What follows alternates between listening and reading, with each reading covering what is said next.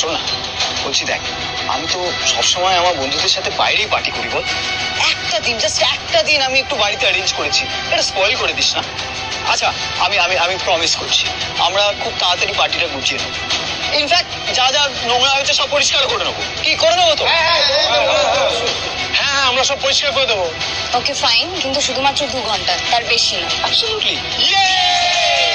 চল চল চল, কাম প্লিজ জয়েন। এসো না, এসো।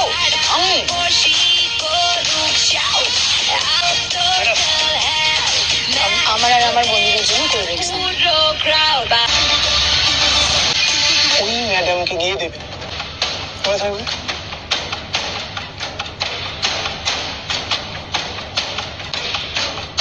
Madam, thank you.